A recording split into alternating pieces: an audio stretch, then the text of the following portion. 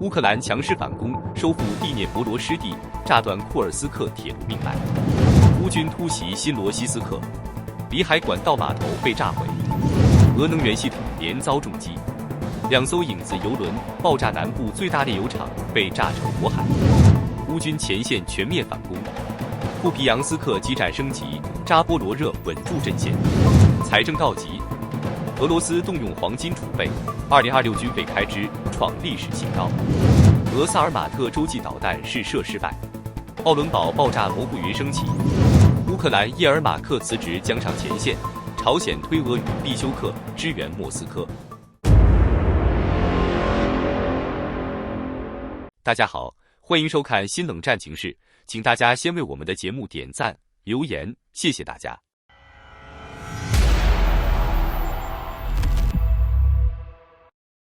今天的俄乌前线出现了2个非常关键，而且会影响战局节奏的变化。乌克兰不仅在第聂伯罗方向重新夺回了伊万尼夫卡，还在俄罗斯境内的库尔斯克发动罕见空袭，直接把俄军的一处铁路枢纽给炸成了巨大的火球，整个边境上空都被黑烟盖住。这2件事放在一起，意味着战线正在加速变化。根据诺尔报告的前线记者消息，在11月29日前后，乌军突然在第聂伯罗彼得罗夫斯克州发动攻势，动作非常快。最新战况地图显示，乌军已经收复伊万尼夫卡，并且马上在当地构筑新的防线。乌克兰总参谋部稍后也证实，他们在行动中俘虏了19名俄军士兵，而俄军这边到现在都没有回应。尤其讽刺的是，他们之前连续几个月高调宣称要在这一方向开辟新战场，向第聂伯罗推进，但结果不仅没推进，还被乌军反打回来，短暂占领的区域也重新失守。与此同时，在顿涅茨克方向，第3突击旅在友军支援下继续对利曼周边展开清剿，主战场集中在新谢利夫卡。前线画面里可以看到，乌军正在进行逐层清扫，把一整片高层建筑群从上到下，连同地下室都一间一间搜索干净。外籍志愿兵也参与了战斗，让整个攻势显得非常扎实。而库皮扬斯克方向方面，乌军确认已经完成清剿行动，直接否认俄方宣称占领该城的说法。至于红军村，情况依旧非常惨烈，两军仍在进行激烈的巷战。乌军这几天发动了连续反攻，成功阻止俄军进一步推进，目前还稳住了市中心的控制权。不过，今天最震撼的画面并不在乌克兰，而是在俄罗斯境内。11月25日，乌克兰空军罕见地加入跨境行动，直接驾驶战机飞入库尔斯克州利戈夫斯基区，对俄军使用的铁路枢纽进行精确轰炸。监控画面非常震撼，爆炸瞬间火球冲天，浓烟直直往上卷，一整片区域被炸得火光四射。这代表乌军的空中力量如今已经能够稳定飞入俄本土执行打击任务，而这种场景在战争初期几乎是完全不可能出现的。如今，这类跨境打击已经成为支援乌军前线行动、压缩俄军后勤的重要手段。整体来看，乌军今天在3个方向都表现得非常主动，第聂伯罗收复失地，顿涅茨克稳步推进，而库尔斯克则遭到跨境空袭。每一个动作都在削弱俄军的节奏，也让战场的主动权开始朝乌克兰倾斜。这些行动加在一起，很可能会影响接下来几周的战局走向。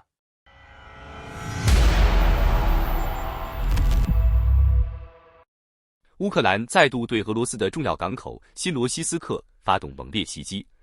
而俄方位于当地的输油码头也在这次突袭中遭受重创。根据开源情报防御者的报道，当地时间11月30日凌晨，乌军率先派出无人艇高速扑向俄南部的新罗西斯克沿岸。凌晨4点开始，大批无人机从空中蜂拥而至，紧接着俄军的海运码头传出巨大的爆炸声，火光冲天。显然，俄方的防空系统莫能拦住这一波密集攻击。多名目击者表示，海面上曾出现刺眼的火球，照亮了整个港口区域。初步信息显示，乌军的无人艇成功命中新罗西斯克附近的里海管道联盟 CPC 终端，并摧毁了码头设施。周边的一座装油泊位也被击穿。要知道，这里是俄罗斯石油出口的重要枢纽，这一击直接让该地区陷入瘫痪。不过，俄方则矢口否认码头被摧毁，声称只有部分设施轻微受损，但没有公布任何具体数字，只强调没有原油泄漏。更详细的战损情况还得等卫星图像更新。而就在同一时间，奥伦堡的亚斯尼试验场已经出现新的卫星画面，画面清楚显示，受损范围至少达到 0.5 平方公里。就在28日，俄军曾在这里试射萨尔马特洲际导弹，但导弹升空不到500米就发生爆炸，形成了巨大的紫色蘑菇云。与此同时，乌军疑似还向俄罗斯萨马拉地区发射了无人机，当地机场随后临时关闭航班，紧急排查空中威胁。从海上到空中，乌克兰对俄本土的打击持续升级，而且有明显加强的趋势。国际方面，大洋洲的澳大利亚和纽西兰联合宣布，将拨款6500万美元加入 PRO 采购计划，用于为乌克兰购买美制装备。这让他们成为首批加入该计划的非北约国家，意味着对乌克兰的军事支援进一步扩展到全球层面。最后再插播一条刚得到的消息，全球现存最大之一的乌克兰安124运输机正在以色列装货。从现场流出的照片推测，这架巨型运输机可能正在装载爱国者防空系统，准备运往乌克兰。不过具体内容仍有待进一步确认。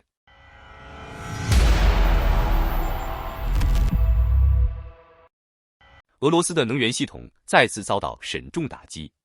就在不久前，2艘俄影子舰队油轮在土耳其附近海域被袭击起火，紧接着乌克兰又对俄南部最大炼油厂展开夜袭，让整个黑海与克拉斯诺达尔上空被火光染红。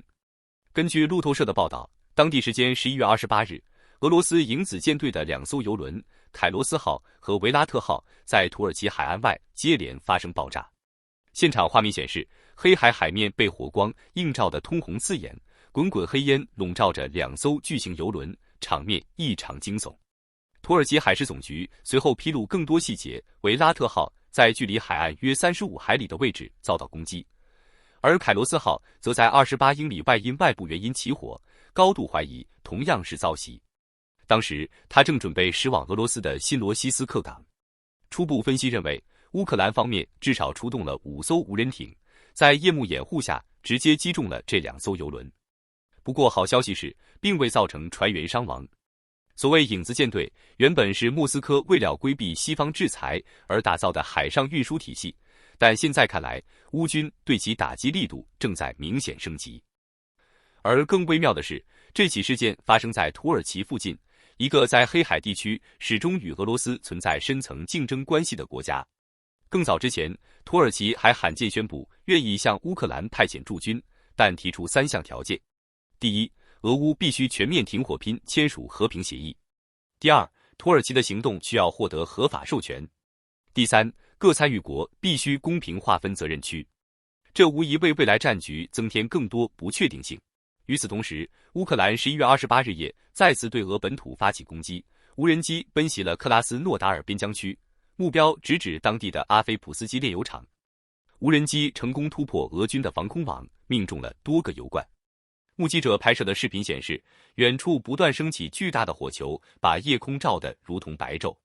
最新卫星图像也显示出至少3个起火点。阿菲普斯基是俄南部规模最大的炼油厂之一，年产量超过600万吨，还承担着当地供水、供电与污水处理任务，是一个综合能源枢纽。更值得注意的是，这已经是2025下半年以来这座能源基地遭遇的第3、第4次空袭，显示乌军打击已进入持续化、常态化阶段。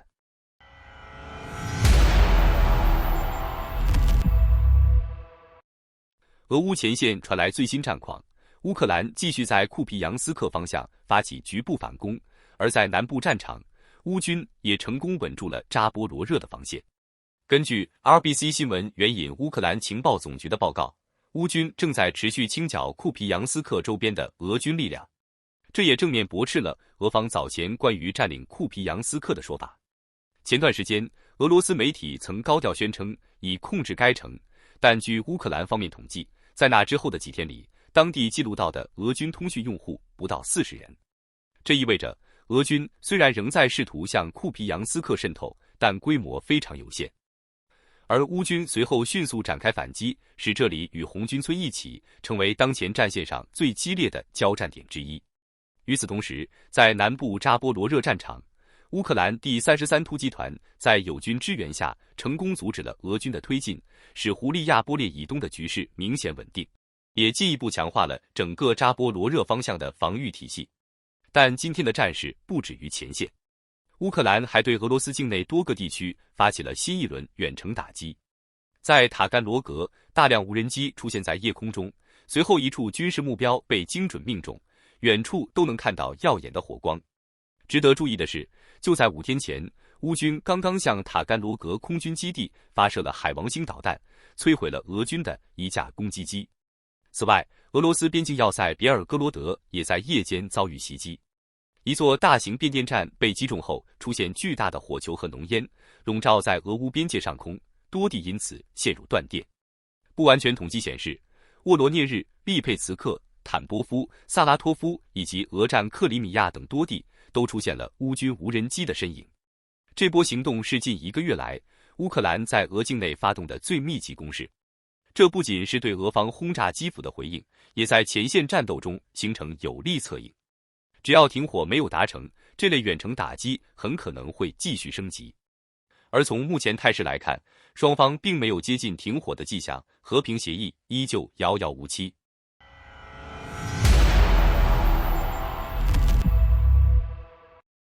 俄乌战争给莫斯科带来了前所未有的财政压力。最新消息显示，俄罗斯已开始动用国家黄金储备，而2026年的财政预算案也透露，绝大部分资金仍将用于军事开支。根据 Nexta 新闻报道，由于财政状况持续恶化，俄罗斯在11月底已开始出售黄金储备。这一举措不仅可能对国际证券市场产生影响，更直接反映了俄乌战争给莫斯科带来的巨大消耗。早些时候，俄罗斯部分地区还被曝暂停发放征兵奖金，显示财政紧张已经渗透到军队激励层面。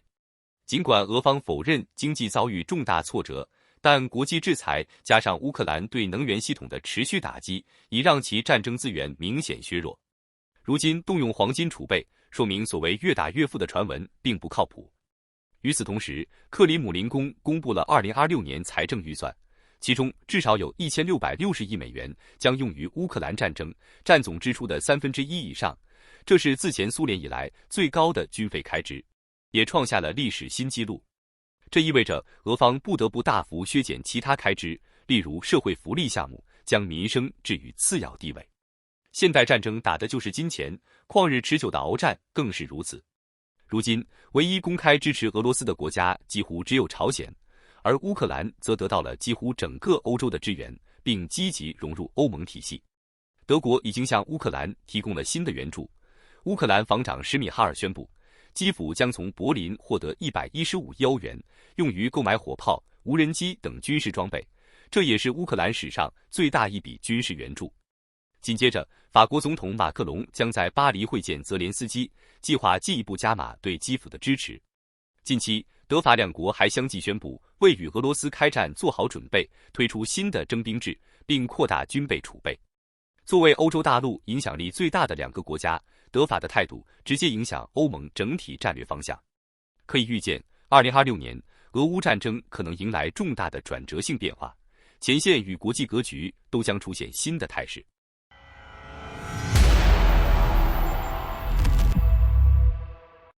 继载人航天发射平台受损后，俄罗斯洲际弹道导弹试射也再传失败消息。最新报道称，奥伦堡地区亚斯尼试验场因导弹事故发生爆炸，当地火光冲天，紫色烟雾弥漫，凸显问题严重。防务新闻报道，当地时间11月28日，俄军在亚斯尼试验场发射 RS-28 萨尔马特洲际导弹时，导弹尚未飞出多远便发生事故，先是在半空中爆炸，随后快速坠落地面，升起巨大的蘑菇云。事后，当地政府发布紧急通知，要求居民关闭门窗并警告不要饮用自来水。这是俄军在导弹试射方面的最新失败案例。自俄乌战争爆发以来，类似情况已发生多次。早些时候，俄罗斯唯一的载人航天平台拜科努尔发射场也在飞船升空后遭到严重毁坏。这些原本被视为俄方优势领域的技术领域，如今频频受挫，显示局势正在悄然变化。尽管莫斯科频频用洲际导弹威慑乌克兰及欧洲，但效果并不明显。欧盟方面则持续增强军备，尤其是临近俄罗斯的国家。近期，波兰与美国签署了一项价值5亿美元的防务合同，采购400枚 MROM 中程空对空导弹，并装备在 F-35A 战斗机上。这标志着欧洲前线空军实力迎来重大提升，对俄罗斯威慑力进一步加强。此外，俄罗斯的一架无人机此前还坠落在摩尔多瓦居民楼，引发外交风波。摩尔多瓦方面召见俄大使，并将坠落的无人机展示给他，以示抗议。摩尔多瓦与乌克兰一样，自2024年起启动入欧谈判，逐渐成为与俄罗斯对峙的前沿地区。随着航天平台受损、洲际导弹接连试射失败，以及欧洲邻国军备升级，俄罗斯的战略优势正在承受前所未有的压力，前线局势和国际安全格局都可能随之变化。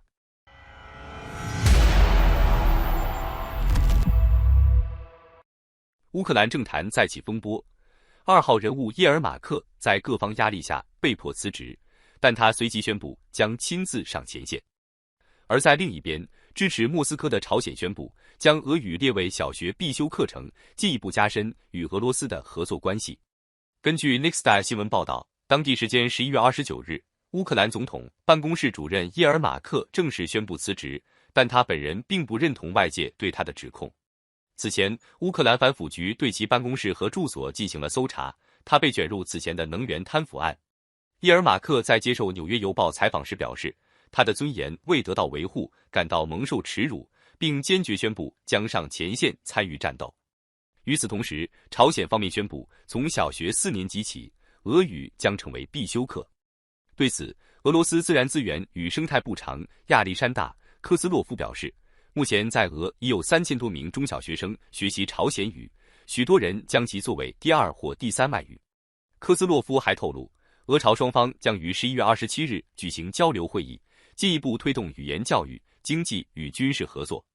值得注意的是，俄乌战争爆发后，朝鲜已向俄罗斯提供大量炮弹，目前前线俄军约70%弹药来自朝方。自2024年以来，朝鲜还陆续派遣士兵协助作战，主要集中在库尔斯克地区作战。有情报显示，这些部队可能将被部署到扎波罗热，这将是朝鲜部队首次进入乌克兰境内作战，对战局影响巨大。此外，乌克兰安全局数小时前破获一起潜在袭击事件。基辅方面称，俄罗斯策划该事件，招募3名乌克兰人，企图破坏西部地区基础设施。目前该窝点已被端掉，爆炸装置也被成功销毁。其中1人来自哈尔科夫，其余2名均来自罗夫诺州的学生。随着叶尔马克的辞职，朝鲜加深支援以及乌克兰安全局的打击，俄乌局势再次出现多点变化，前线与后方的动态持续升温。